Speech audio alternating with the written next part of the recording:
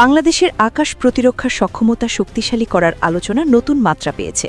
সাম্প্রতিক সময়ে বাংলাদেশ বিমান বাহিনীর আধুনিকায়ন কার্যক্রমের অংশ হিসেবে উন্নত দূরপাল্লার এয়ার ডিফেন্স সিস্টেম সংযোজনের সম্ভাবনা নিয়ে প্রতিরক্ষা বিশ্লেষকদের মধ্যে আগ্রহ বাড়ছে। এই প্রেক্ষাপটে ফ্রান্সের প্রস্তাবিত SAMPTNG বা নতুন প্রজন্মের দূরপাল্লার আকাশ প্রতিরক্ষা ব্যবস্থা বাংলাদেশের কৌশলগত পরিকল্পনায় একটি গুরুত্বপূর্ণ সংযোজন হতে পারে বলে ধারণা করা হচ্ছে।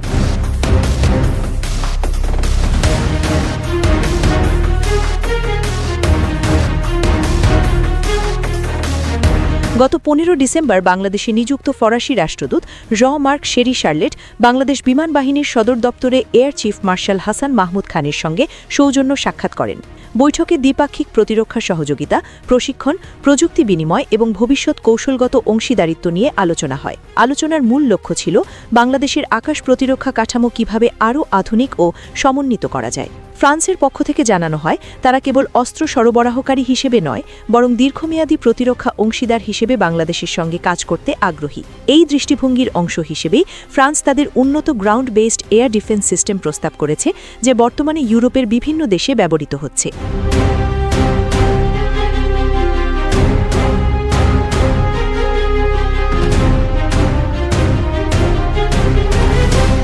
প্রস্তাবিত SAMPTNG সিস্টেমটি থ্যালেস গ্রুপ ও MBDA এর যৌথ উন্নয়নে তৈরি একটি আধুনিক আকাশ প্রতিরক্ষা ব্যবস্থা। এতে ব্যবহৃত গ্রাউন্ড মাস্টার 400 আলফা রাডার কয়েকশো কিলোমিটার দূর থেকে যুদ্ধবিমান, ড্রোন ও ক্রুজ মিসাইল শনাক্ত করতে সক্ষম। একই সঙ্গে অ্যাস্টার ইন্টারসেপ্টর মিসাইল উচ্চ গতিতে লক্ষ্যবস্তু ধ্বংস করার জন্য পরিচিত। এই সিস্টেমের অন্যতম বৈশিষ্ট্য হল 360 ডিগ্রি কাভারেজ এবং ইলেকট্রনিক জ্যামিং প্রতিরোধ সক্ষমতা, যা আধুনিক যুদ্ধ পরিস্থিতিতে কার্যকর প্রতিরক্ষা নিশ্চিত করতে সহায়তা করে। প্রতিরক্ষা বিশ্লেষকদের মতে, এ ধরনের দীর্ঘপাল্লার এয়ার ডিফেন্স সিস্টেম যুক্ত হলে বাংলাদেশের আকাশ প্রতিরক্ষা ব্যবস্থা প্রতিক্রিয়াশীল স্তর থেকে আগাম সতর্কতা ও প্রতিরোধমূলক পর্যায়ে উন্নীত হবে। এটি কেবল আকাশসীমা সুরক্ষার বিষয় নয়, বরং একটি কৌশলগত ডিটারেন্স হিসেবেও কাজ করতে পারে, যা সম্ভাব্য হুমকি নিরুৎসাহিত করতে ভূমিকা রাখে।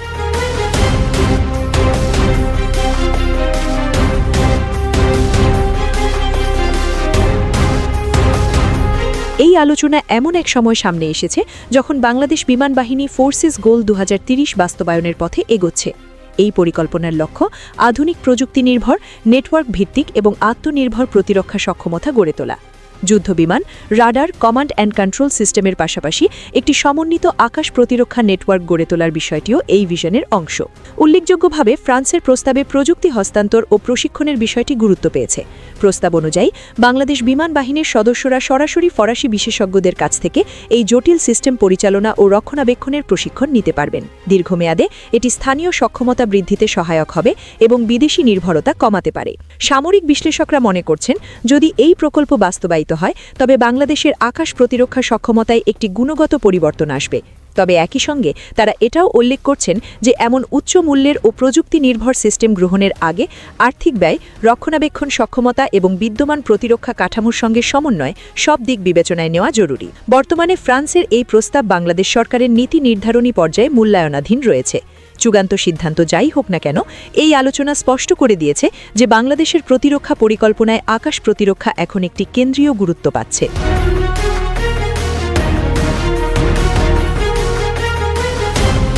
সামগ্রিকভাবে বলা যায়, দূরপাল্লার এয়ার ডিফেন্স সিস্টেম নিয়ে এই আলোচনা বাংলাদেশের প্রতিরক্ষা আধুনিকায়নের পথে একটি সম্ভাবনাময় অধ্যায়ের ইঙ্গিত দিচ্ছে। এটি বাস্তবায়িত হলে বাংলাদেশের আকাশ সীমা নিরাপত্তা আরও সুসংহত হবে এবং দেশের সার্বভৌমত্ব রক্ষায় একটি শক্তিশালী প্রতিরোধমূলক সক্ষমতা যুক্ত হবে, যা ভবিষ্যৎ কৌশলগত পরিকল্পনায় দীর্ঘমেয়াদী প্রভাব ফেলতে পারে।